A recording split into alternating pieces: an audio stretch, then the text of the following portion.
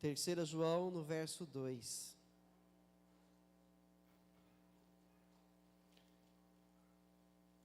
Lá depois de Hebreus. Em 1 João, 2 João, 3 João, verso 2. É só um capítulo, é uma carta de um capítulo só. São 15 versículos. E a gente vai ler o verso 2.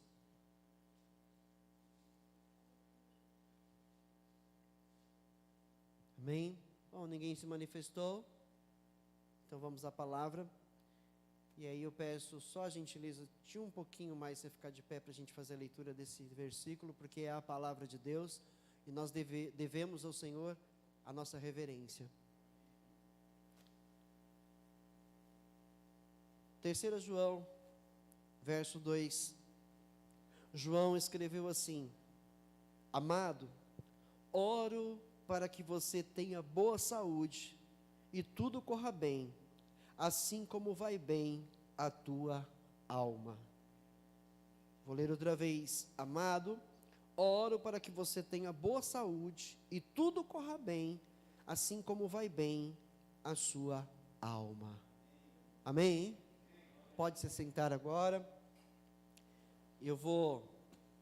Deixa eu ver que Bíblia é essa aqui que deixaram aqui em cima. É NVI essa aqui? Da Elma? É NVI também? Então, coloca aqui esse mesmo texto numa outra tradução para mim, por favor. Eu não sei de quem que é essa Bíblia que esqueceram aqui. E eu não deu para prestar atenção se ela é. Mudou aqui? Amado, desejo que te vá bem em todas as coisas e que tenhas saúde, assim como bem vai a tua alma. Põe numa terceira tradução atualizada. Amado, desejo que te vá bem em todas as coisas e que tenhas saúde, assim como bem vai a tua alma. Será que nós temos orado assim? Às vezes eu acredito que não.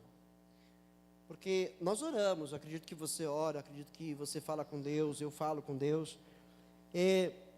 Mas a gente ora pela saúde da alma das pessoas?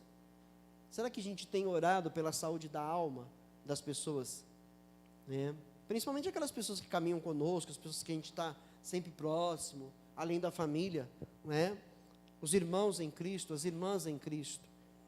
O João aqui, ele na carta disse para este servo do Senhor,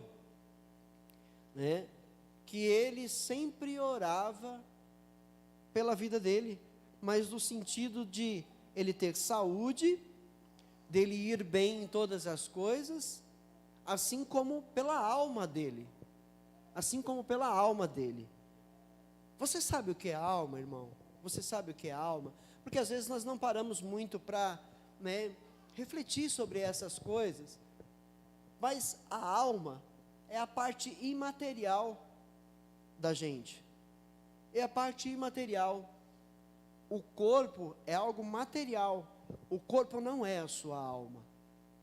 O corpo, o João orou para que ele tivesse saúde, Ou seja, nós oramos pela saúde uns dos outros, nós clamamos pela saúde uns dos outros, pela saúde da igreja, oramos pela saúde de nossa família, clamamos sempre a Deus, oramos por pessoas enfermas para que seus corpos sejam curados. Então todas essas orações são pela saúde corporal. Essas orações são feitas pela saúde corporal, a saúde do corpo, certo? Mas aí ele ora também para que tudo vá bem na vida da igreja. Ele sempre ora para que tudo, eu oro para que tudo te corra bem, ou seja, você tenha saúde corporal, todas as coisas te vá bem, que você dê certo em todas as coisas, assim também como pela sua alma. O corpo não vai herdar a vida eterna. Essa saúde corporal é só para esta vida. Mas a alma é a parte que vai viver para sempre. A alma é a parte que viverá eternamente. Então a oração de João aqui é para que a alma também pudesse estar sempre bem. Porque ter saúde no corpo, ter disposição, tudo estar dando certo na vida, é uma coisa boa, claro que é uma coisa boa. Porém, se a alma não estiver bem, todo o resto só aparenta estar bem. Entenderam? Por quê? Porque a alma é a parte eterna, é a parte que foi criada para ser eterna. Deus não aniquilará as almas. Ele não aniquilará as almas. Há quem pregue, há uma religião que prega, que depois que tudo acabar, depois que o Senhor Deus cumprir com todas as coisas, e salvar aqueles que hão de ser salvos, os demais, Deus aniquilará suas almas. Há quem pregue isso. Mas não é isso que a Bíblia Sagrada diz, não é isso que a Bíblia diz, a palavra de Deus. A palavra de Deus diz lá no Apocalipse, se eu não me falha a memória, é o capítulo 19. Quer ver? Apocalipse 19, no verso 21.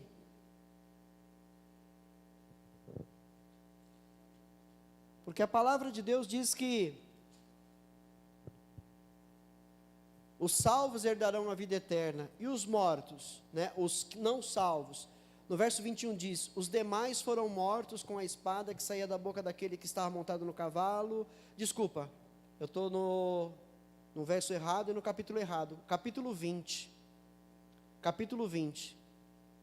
verso 11 em diante. Depois vi um grande trono branco e aquele que nele estava sentado. A terra e o céu fugiram da sua presença, e não se encontrou lugar para eles. Vi também os mortos, grandes e pequenos, em pé diante do trono, e livros foram abertos. Outro livro foi aberto, o livro da vida. Os mortos foram julgados de acordo com o que tinham feito, segundo o que estava registrado nos livros. O mar entregou os mortos que nele havia, e a morte e o Hades, que é o inferno, entregaram os mortos que neles havia. E cada um foi julgado de acordo com o que tinha feito. Então a morte e o Hades foram lançados no lago de fogo. O lago de fogo é a segunda morte. Aqueles cujos nomes não foram encontrados no livro da vida, foram lançados no lago de fogo. Então, a Bíblia diz que as almas dos perdidos não serão aniquiladas. Sabe o que é aniquilada? Acabou, morreu, Deus pôs fim, e não há mais memória, não há mais vida, não há mais lucidez, entendimento. Foi-se, acabou, exterminou. A Bíblia não diz isso. A Bíblia diz que a alma dos perdidos, ela será julgada, elas serão julgadas. Cada uma vai receber a sentença de acordo com o mal que fez na terra, e serão lançados também no lago de fogo e enxofre. Esta é a segunda morte. Então, nós vemos pela palavra de Deus que haverá um tormento eterno para todos aqueles que não foram salvos. E por que não foram salvos? Porque Deus não quis salvar? A Bíblia diz que Deus gostaria de salvar a todos. Ele deu o livre poder de escolha a cada ser humano sobre essa terra. São os seres humanos, somos nós que fazemos a escolha. Deus quer salvar a todos. Jesus morreu na cruz do Calvário, derramou o seu sangue naquela cruz para salvar toda a humanidade. Mas a Bíblia diz que somente aqueles que creem no seu sangue, aqueles que creem na sua morte, aqueles que creem no seu sacrifício, na sua morte e ressurreição, e confessam, é que poderão ser salvos. Então o que acontece com essas pessoas que não são salvas aqui, que no final são lançadas no lago de fogo? Elas rejeitaram o perdão de Deus, elas rejeitaram a Jesus, não quiseram crer, quiseram viver do jeito que bem entenderam. Então ninguém poderá culpar o Senhor por isso, porque Ele deu o livre-arbítrio ao homem, para o homem escolher, entendeu? Então, aí está a oração de João pela igreja, aí está a oração do apóstolo pelo povo de Deus, orando e ensinando a igreja a orar pela saúde da alma de cada crente. Por quê, irmãos? Porque existem muitos cristãos que ainda estão com a alma enferma. Há muitos filhos de Deus que ainda estão enfermos na alma. E a enfermidade na alma é uma coisa que pode se comparar a doenças do corpo. Eu peguei aqui algumas coisas sobre isso para você ver que interessante, para você entender como que a Bíblia trata, por exemplo, as doenças da alma, como que ela chama, né? O pecado na alma, como que ele é chamado pela Bíblia Sagrada. Há um livro do Velho Testamento, lá em 1 Reis, vem comigo lá, não perde 3 João não, que a gente volta aqui também, tá? 1 Reis 8:38. Interessante esse verso, porque ele define. 8:38.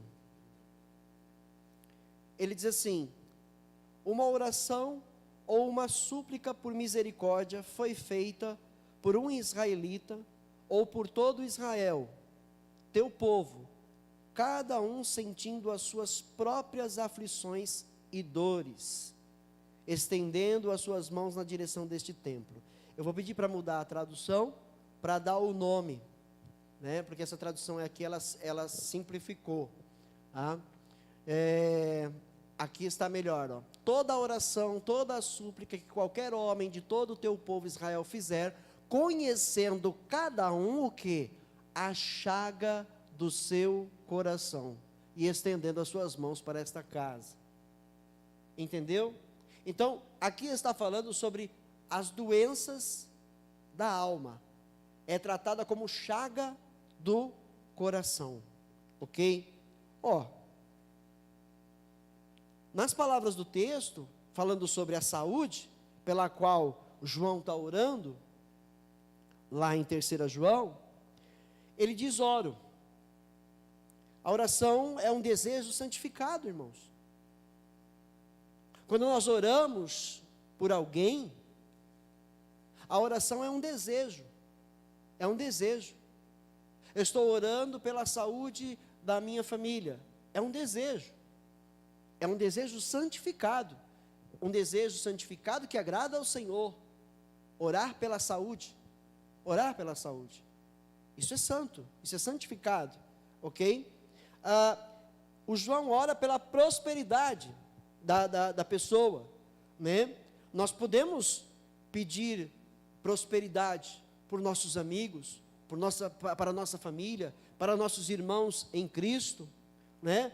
Podemos pedir prosperidade especialmente por aqueles que servem a causa do Evangelho. Nós que somos do Senhor e que conhecemos a verdade, nós podemos pedir prosperidade uns pelos outros, e tenha certeza que esse pedido de prosperidade uns pelos outros é algo santo para Deus, é algo santificado para Deus, é algo santificado. Nós podemos pedir, podemos clamar, né? E ele pede a saúde, ou seja, quem que vai desfrutar de prosperidade se não tiver saúde? Não é? Quem vai conseguir desfrutar de prosperidade se não tiver saúde? Quem vai conseguir ficar feliz, alegre, se não tem saúde? Se vive doente? Se vive em cima de uma cama, como? Não há como. Então nós clamamos por saúde, por prosperidade, tá? E assim a alma. Assim seja próspera a tua alma. Essa é uma outra parte, né, em que nós devemos aprender a orar pela vida uns dos outros. A saúde da alma de cada um. Por quê? Vamos falar das enfermidades. Mencionar alguns sintomas de uma saúde precária e aí comparar elas à questão espiritual da alma, porque a alma é imaterial. Por exemplo, a baixa temperatura no corpo humano, né? Imagine pressão baixa, né? O que acontece com a pessoa que está com a pressão baixa? Ela fica sem ânimo, sem força. Como? Fica um pouco fora de si, né? Entenderam? Então vamos comparar, fazer algumas comparações sobre a questão da pressão baixa, da baixa temperatura. Ou seja, uma mornidão. Mornidão é um sinal. Por exemplo, imagine alguém com essa mornidão nos negócios. Essa baixa temperatura, esse baixo ânimo nos negócios. Vai conseguir prosperar nos negócios? Vai conseguir, né, prosperidade nos negócios, se ele estiver assim, morno, sem muita coragem, sem muito ânimo para ir adiante, sem perspectivas de melhoras, né? É assim que fica uma pessoa que está morna no mundo. É assim uma pessoa que fica morna no mundo, né? Ele não conseguiria muita coisa, né? E na religião? Alguém morno na fé, o que ele alcançaria? Nada. Nada. Olha o que escreveu João, ditado por Jesus à igreja, lá em Apocalipse 3, no verso 15 e 16, sobre a mornidão na vida espiritual. Verso 15 e 16. Conheço as suas obras, sei que você não é frio nem quente. Isso é o quê? Morno. Se não está frio nem quente, está morno.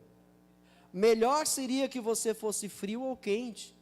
Assim, porque você é morno, não é frio nem quente, estou a ponto de vomitá-lo da minha boca. Entendeu?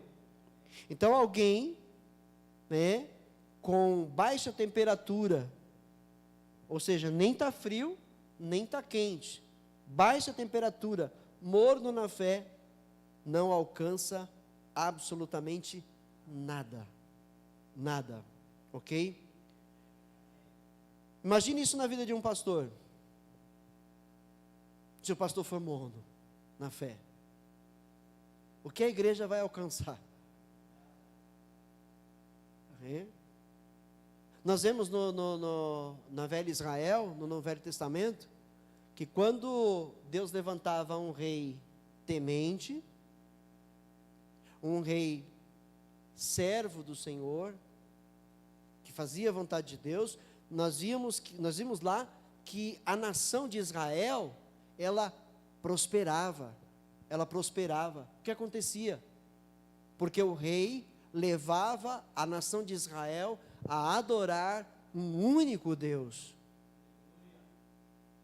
Foi assim na vida, por exemplo, de Josias, foi assim, por exemplo, na vida de Josafá. Foram dois bons reis, que quando eles passaram a reinar, Josias, quando passou a reinar, ele tirou todos os altares que foram construídos a ídolos, a imagens, esculturas, deuses pagãos, tirou tudo, arrancou tudo. E aí a Bíblia diz que o povo passou a ter um tempo de paz, passou a ter um tempo próspero, passou a ter um tempo maravilhoso. Por quê? Porque quem reinava levava o povo a caminhar no caminho correto. Entenderam? Quando, porém, um rei incrédulo era levantado, a nação começava a desmoronar. O povo se perdia, o povo se corrompia, por causa de um rei mau, que não temia e nem obedecia aos preceitos do Senhor. Entendeu? Então, se um líder levar o povo por um caminho que não agrada a Deus, todo este povo estará perdendo, estará se desmoronando na sua verdadeira fé, estará se levando pelas obras do engano. Então, imagine um pastor na mornidão, né? Um que não teme, que não tem temor do Senhor e que não zela pela palavra de Deus. O que é que acontece com a igreja? Nós recebemos do altar. Amém? No caso de quem ouve, o perigo. Quem ouve pessoas assim, o grande perigo de quem ouve é cair nas suas armadilhas e, ao invés de prosperar, passar necessidade em todas as áreas de sua vida. Entendeu? Um coração contraído. Enquanto alguns praticam misericórdia, outros são intolerantes. Outros não são misericordiosos, né? Os que são intolerantes, eles cortam da sua convivência todos aqueles que não têm nada a lhe oferecer. Estamos falando de saúde da alma. Pessoas intolerantes são pessoas que estão enfermas na alma. Pessoas que não têm misericórdia, que não são misericordiosas, estão enfermas na alma. É uma doença, é uma chaga. Porque essas pessoas, por não serem misericordiosas, elas cortam do seu relacionamento pessoas que não têm o que oferecer para elas. Entendem? Tem pessoas que dizem assim: eu ajudo a quem me ajuda. Pessoa que leva a sua vida nesse ditado é uma pessoa intolerante, ou seja, ela só dá a quem lhe dá. E quando foi que Jesus ensinou isso? Jesus ensinou o contrário. Ele disse: maior graça há em dar do que receber. Por quê? Porque esta alma, que assim vive como Jesus ensina, essa alma tem saúde. Ela tem saúde, e é saúde para a vida eterna, para ela poder viver uma vida eterna. Uma pessoa sem saúde, pouco a pouco ela vai morrendo. Ela vai morrendo. Mas uma pessoa com boa saúde, com perfeita saúde, ela vive muito. Ela vive muito. Então, transforma isso para o mundo espiritual. Uma pessoa que tem uma saúde espiritual na sua alma, uma saúde boa na sua alma, ela viverá eternamente. Ela vai viver para Deus, para a glória de Deus. Aleluia. Muito bem. Se nós não amamos os nossos irmãos, ou seja, se eu não amo meus irmãos, se eu não amo a quem vocês que estão aqui, se nós não nos amamos, alguma coisa está errada com a gente. A nossa saúde na alma não está boa. Se a gente tem dificuldade para amar alguém, se a gente não consegue amar alguém, nós estamos com algum problema na alma. Não é no corpo, é na alma. É na alma, entendeu? Ou seja, uma pessoa que não ama o seu próximo, o que ela ama? O que essa pessoa ama? Uma pessoa que não ama seu próximo, você tem ideia do que ela ama? 1 João 2,15, o João nos dá um entendimento. 1 João 2,15.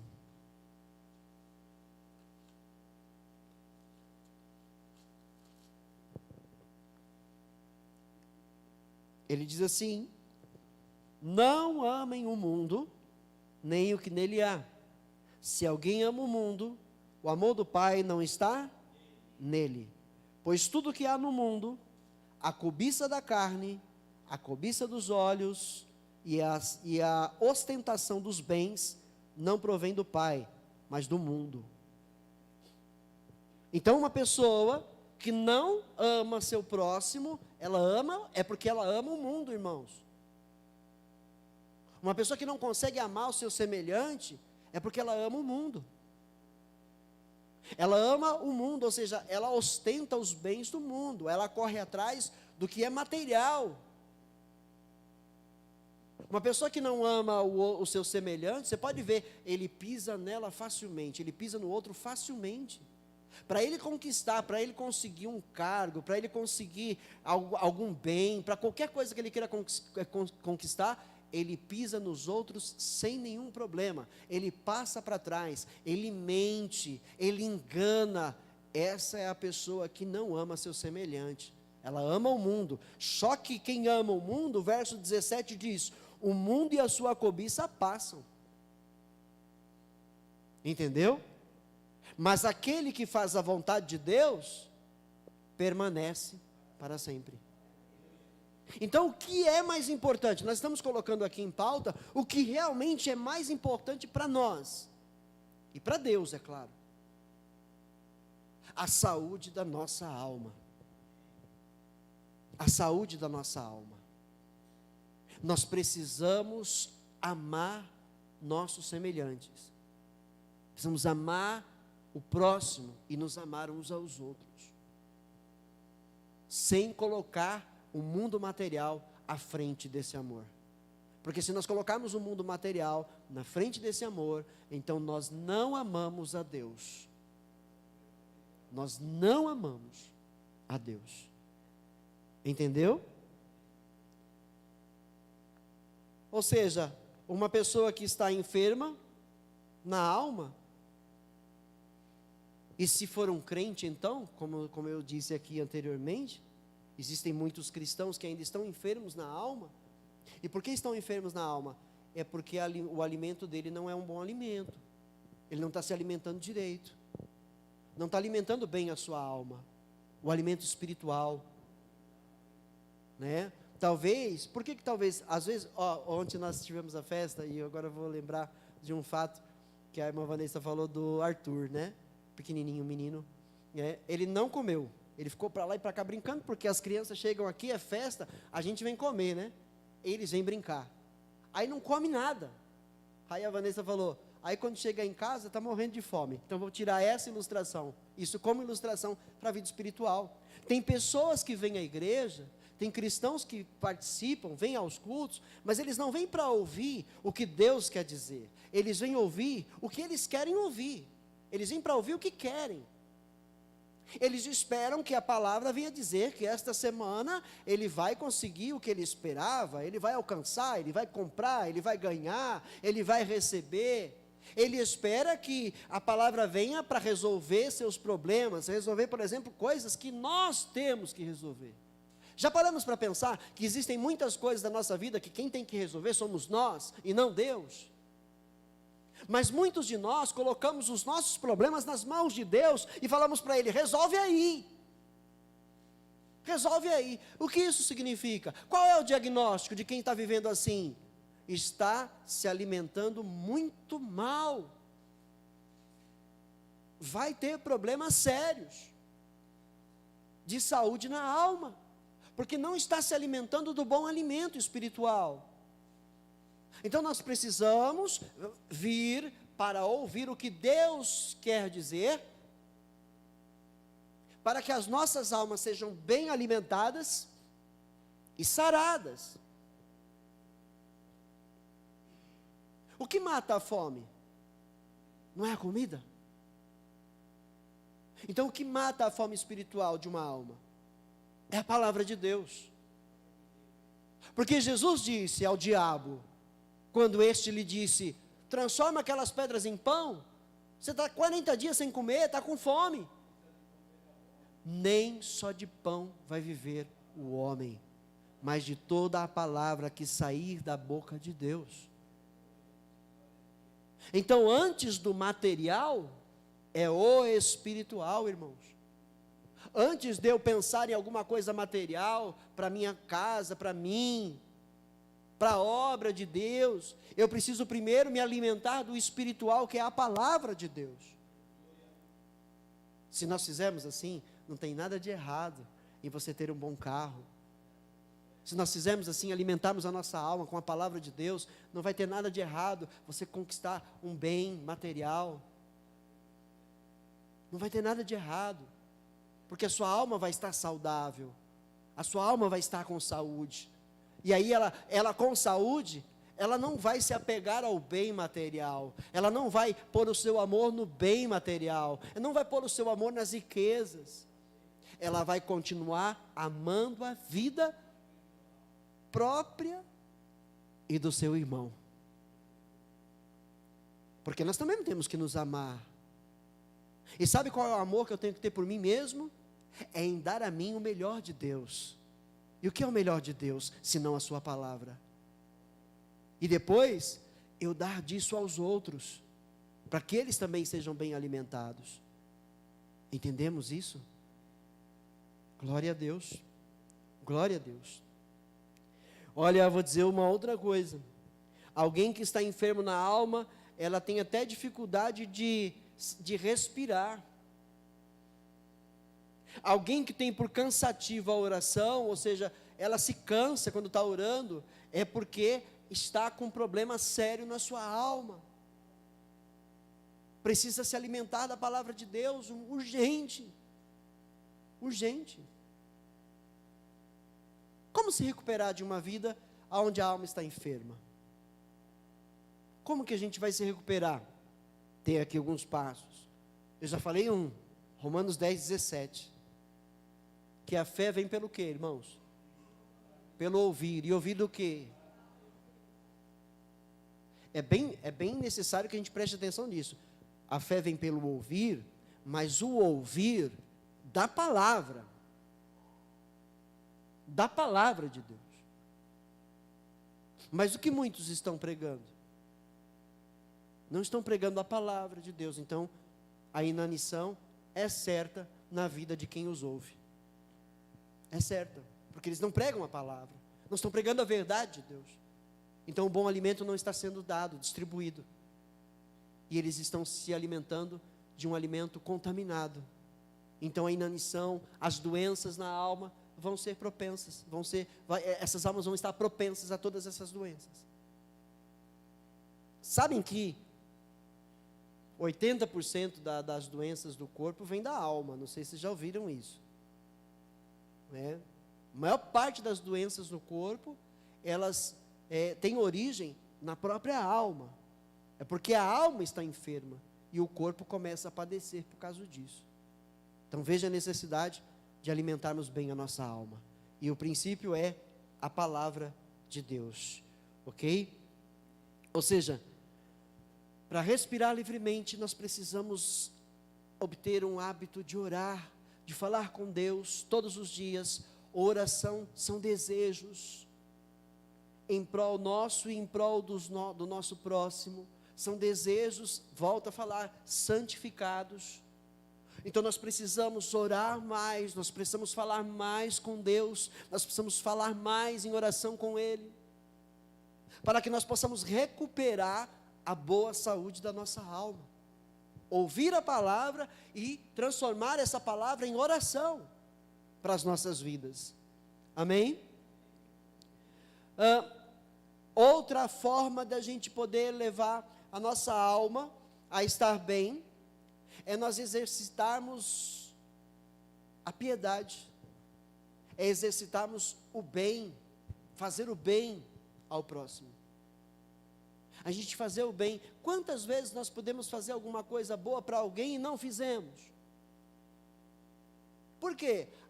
Estávamos ocupados, tínhamos outras coisas mais importantes, que nós julgávamos serem coisas mais importantes do que fazer o bem a alguém. Estávamos preocupados com a nossa própria vida e deixamos alguns que estavam próximos de nós sofrerem, quando nós poderíamos ter feito alguma coisa. Então nós precisamos exercitar esse bem, precisamos fazer o bem às pessoas, precisamos nos apaixonar pelo fazer do bem às pessoas, e fazer o bem às pessoas sem esperar que nos devolvam, fazer o bem aos outros sem esperar que nos devolvam, sem esperar que nos façam algo em troca, porque o amor que espera alguma coisa em troca não é amor, é interesse. É interesse. O verdadeiro amor não busca seus próprios interesses, escreveu Paulo, no capítulo 13 da primeira carta aos Coríntios. O verdadeiro amor não busca seus próprios interesses. Então, fazer o bem, sem esperar nada em troca, isso fará bem à nossa alma. Isso fará um bem real à nossa alma. Entendeu? Voltar a respirar o ar nativo do Calvário. Muitas vezes a gente se esquece, né? Qual é o ar que exala lá do Calvário? A morte de Jesus exalou vida para todos os que nele creem. Exalou a vida, o cheiro da vida. E nós precisamos voltar a respirar esse ar, para sermos gratos e entendermos que não somos merecedores. Que não somos merecedores. Porque às vezes muitos acabam, né, se ensoberbecem, começam a achar, né, que são melhores do que os outros, e nós não somos melhores do que ninguém. Absolutamente. Melhores do que ninguém nós somos. E nós respirarmos esse ar lá do Calvário é entender que aquilo foi graça. Graça. Não merecemos, um favor imerecido, que Ele fez por amor a cada um de nós. Então nós precisamos, para recuperar a saúde da nossa alma, seguir esses passos. Agora eu peguei duas coisas interessantes aqui, né? Há moléstias da alma como do corpo. Aí eu coloquei, que interessante. Por exemplo, a inveja é um cancro espiritual. O que é cancro? Câncer. A inveja é um câncer espiritual. A inveja destrói, mata. Um crente não pode deixar que a inveja tome conta do seu coração. Entende? A luxúria é uma febre espiritual. Luxúria seria a sensualidade do corpo, os desejos carnais, a concupiscência da carne. O desejo exagerado para satisfazer os desejos da carne. A luxúria é uma febre. Então, a alma que vive da luxúria está com uma febre alta. Outra, a apostasia, é a recaída espiritual. A apostasia nada mais é do que se afastar da fé, se apostatar da fé. Vivíamos num caminho correto, vivíamos num caminho, né, que agradava a Deus, vivíamos por fé, mas de repente começamos a ganhar, a obter, né, a ter admiração dos outros, e isso começou a crescer no nosso coração, e aí nós começamos a nos achar alguma coisa, e aí nós nos afastamos da verdadeira fé, porque agora nós vivemos daquilo que, né, nos traz alguma recompensa carnal, material. Assim são muitos dos líderes espirituais que presidem denominações, igrejas grandes, que acabaram se corrompendo por causa das riquezas, por causa do poder, do status, e estes então infelizmente se apostataram da fé, recaíram da verdadeira fé. E esse é um caminho, irmãos, sem volta. A apostasia é um caminho sem volta. Então nunca se afaste da verdadeira fé. Nunca deixe de crer em Deus. Nos momentos mais difíceis das nossas vidas, é quando mais requer que nós façamos o uso da fé. Mas muitas vezes, quando cristãos passam por problemas muito difíceis na vida, eles se afastam de Deus, porque culpam a Deus pela situação em que estão passando. Mas a palavra de Deus não nos mostra que Deus tem prazer na nossa dor. Deus não tem prazer no sofrimento de ninguém. principalmente de seus filhos. Mas existem situações em que nós precisamos passar por elas, em que Deus permite que passemos por elas, porque ali Ele estará nos ensinando algo de valor e precioso. E se assim nós passarmos por essas lutas, sem nos apartar da fé, continuar confiando no Senhor e ter a certeza de que Deus vai nos ajudar a vencer, a nossa fé estará sendo aperfeiçoada, e nós estaremos sendo aprovados. Mas se nesses momentos nós nos apartarmos da fé e culparmos Deus e nos afastarmos dEle, é um perigo de cairmos numa armadilha, onde não há mais como sair dela. Entendeu? Outra, a dureza de coração é uma pedra espiritual. Pessoas de coração duro têm uma pedra terrível no caminho da sua vida espiritual e não conseguem passar dali. A insensibilidade de consciência, ela é, agora deixa eu pegar o nome, o significado disso aqui, eu não me lembro o que foi. A insensibilidade de consciência é uma apoplexia espiritual. Eu acho que eu não marquei aqui, alguém pode puxar aí para mim, o que significa isso? E aí depois tem outra.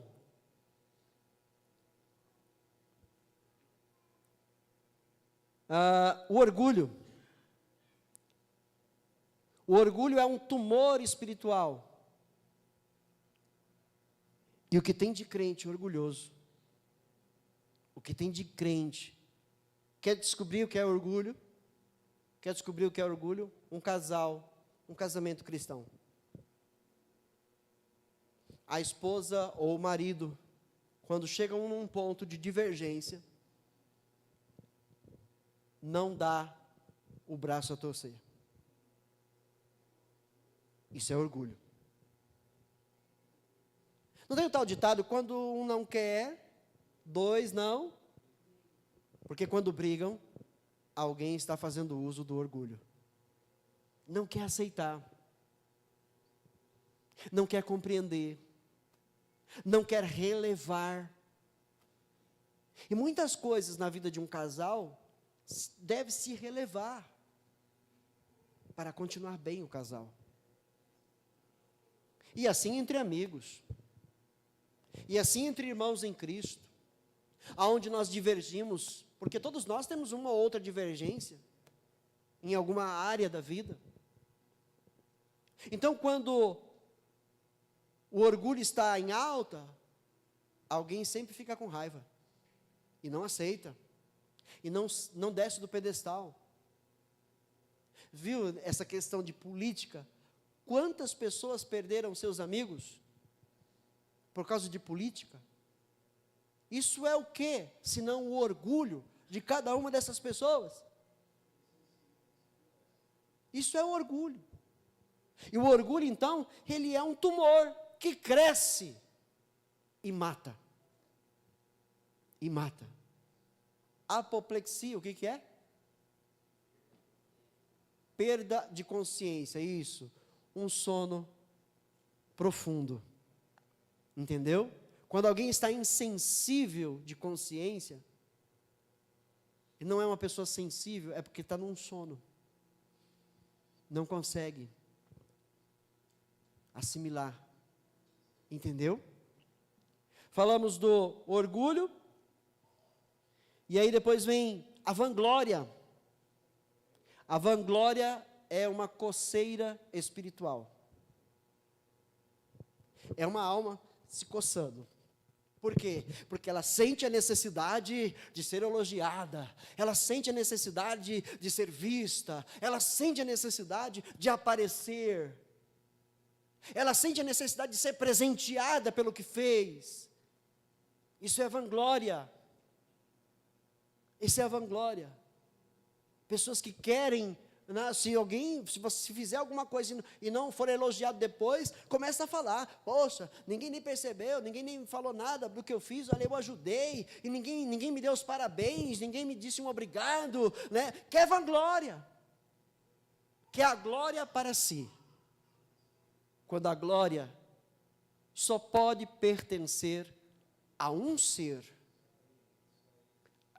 Esse ser é Jesus. Só Ele pertence à glória. Nós não somos dignos, porque tudo que temos, tudo que somos, vem dEle e é dEle. Amém? Glória a Deus. Glória a Deus.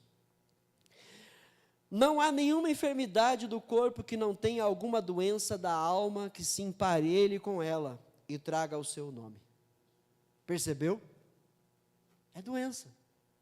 Uma alma doente deixa um corpo doente e afasta-se de Deus, quem assim está enfermo.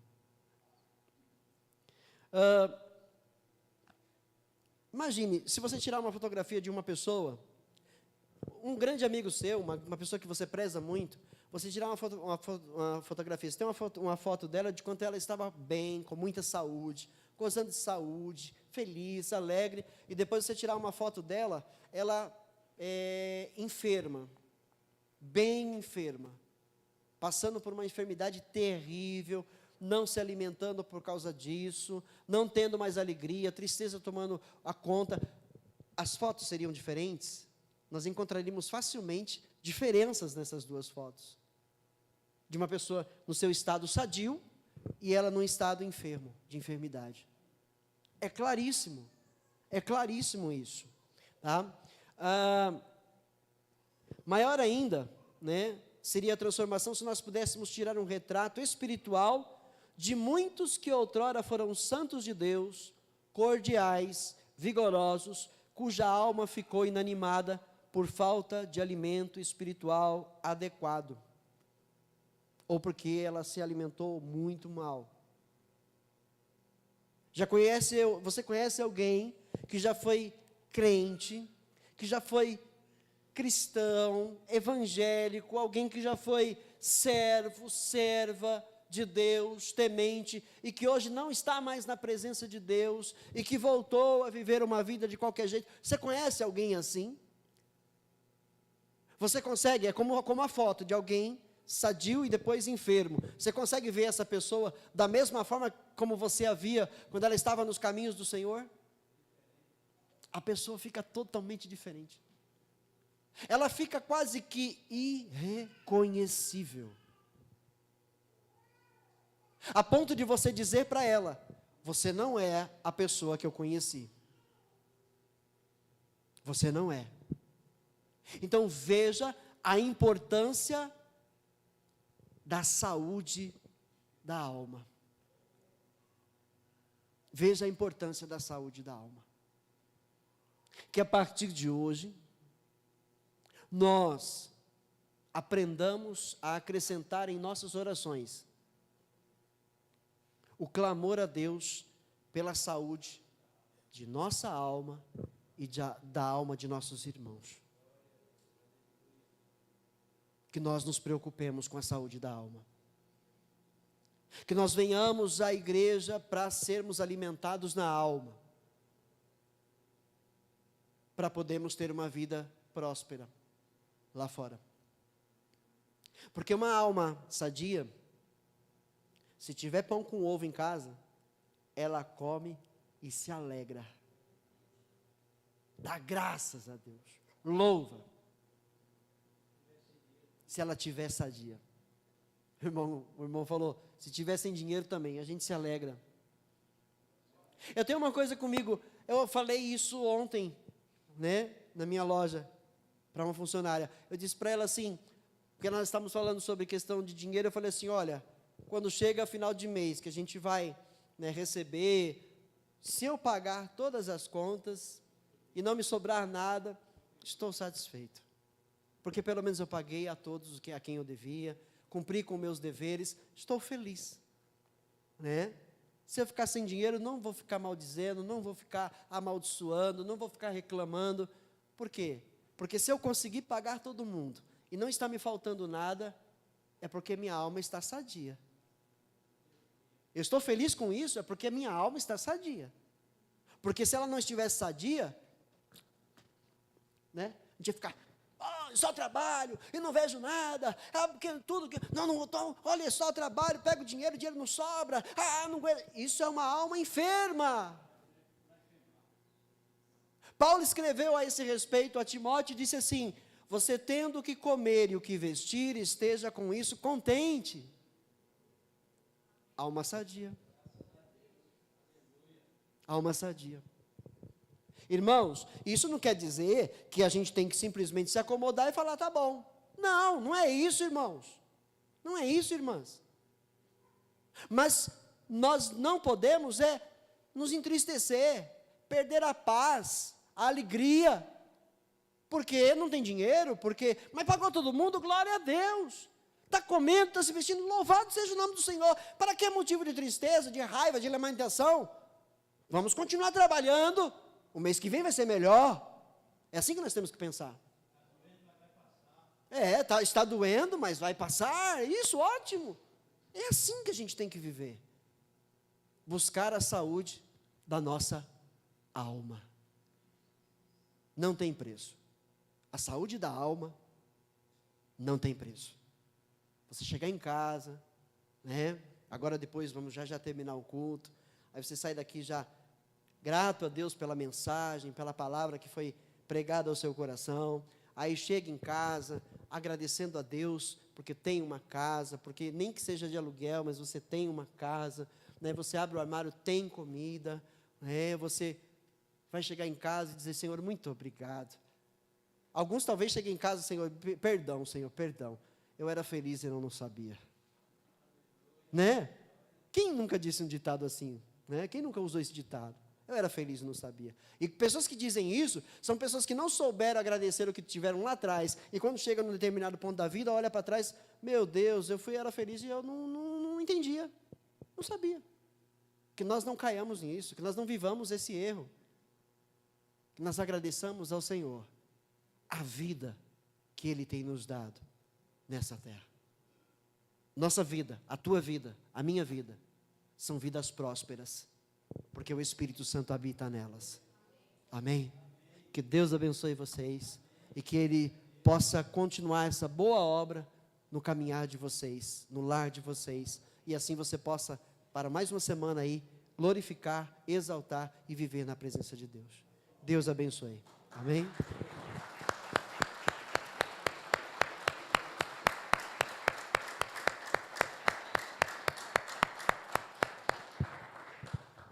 Glória a Deus. Diaconisa Elma. Pode vir, pastor. Amém. Já está ganho. Não há mais o que perder. Somos do Senhor. Boa noite. Saúdo a todos com a paz do nosso Senhor e Salvador Jesus Cristo. Amém? Aqueles que podem, se coloquem de pé para a gente fazer uma oração final. Amém? Agradecer por esse culto. E colocar já em oração a vida do nosso irmão Davi, esposo da nossa irmã Amara, que amanhã estará passando por uma cirurgia, né? Coração? Amém? Mas já está. Em nome do Senhor Jesus Cristo. Amém. A nossa diaconisa também, Renata, que não estava muito legal, né? E aqueles que vocês têm no seu coração, um ente querido, vocês mesmos que estão passando por momentos de luta, de dificuldade, alguns desempregados, amém? A nossa irmã diaconisa Norma também, que também está para passar por a cirurgia, né? Amém? Senhor, nosso Deus e nosso Pai querido e soberano, te rendemos graças, Senhor, por mais esse dia, por esse sopro de vida, por esse ar que respiramos, meu Pai. Te rendemos graças, Senhor, em poder estar aqui e participar deste culto de adoração e oração, ouvir e se alimentar desta palavra, Senhor, palavra maravilhosa, que desde o começo do culto, Pai, está falando a respeito da nossa alma.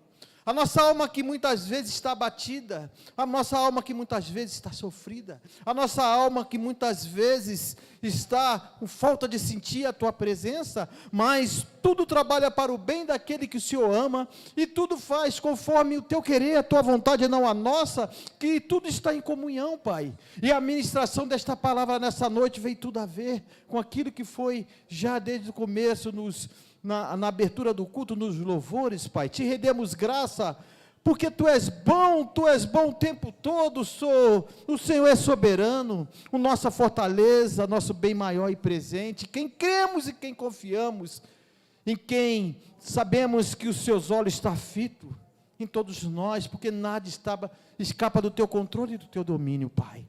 Pai, apresentamos essas vidas como o nosso irmão David, que irá passar amanhã por essa cirurgia. Nós sabemos, Pai, que o Senhor já está no controle, o Senhor vai colocar os melhores médicos, a melhor equipe, Pai, para fazer essa cirurgia com ele. Oramos pela vida dele, da nossa diaconisa Renata, da nossa diaconisa Norma, meu Pai. Oramos por essas vidas, Pai, que estão ali naquele caderno de oração, Pai, pedindo, Papai, uma cura.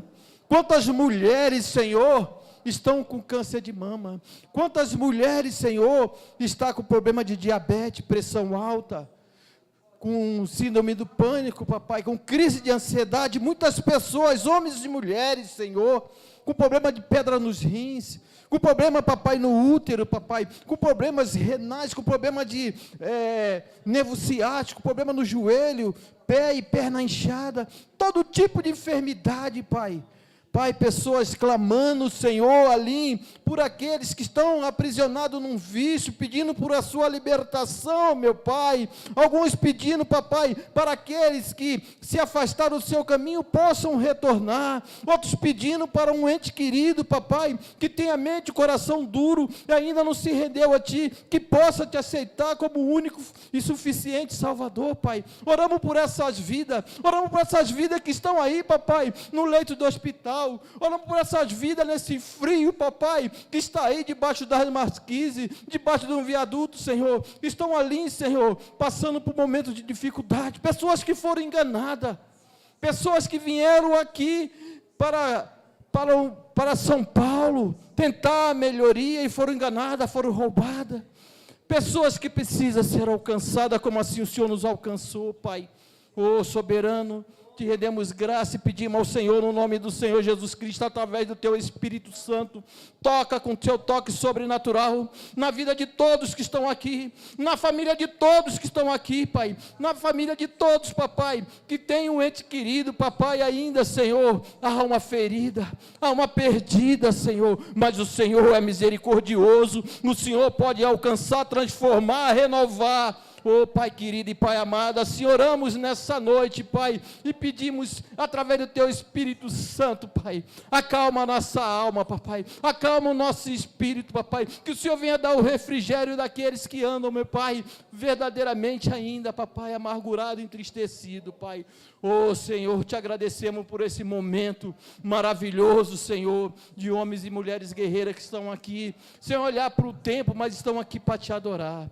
Te agradecemos por mais essa oportunidade, onde o Senhor falou no nosso coração, abriu nossos olhos, nossos ouvidos, Pai. Pai, Te rendemos graça, Pai. Sendo a vida de todos, colocamos em Tuas mãos a vida de todos nessa noite. Da mesma maneira, meu Senhor querido, de que o Senhor nos trouxe, o Senhor possa nos levar em paz e segurança, para ter um resto de noite abençoado, e uma semana abençoada, e poder, assim, se o Senhor permitir, levantarmos para ir para o nosso trabalho, Pai. Ô, Papai, enquanto nós estávamos aqui, o Senhor tem cuidado dos nossos que estão na nossa casa. Te agradecemos por mais essa oportunidade, em nome do Senhor Jesus Cristo, meu Pai.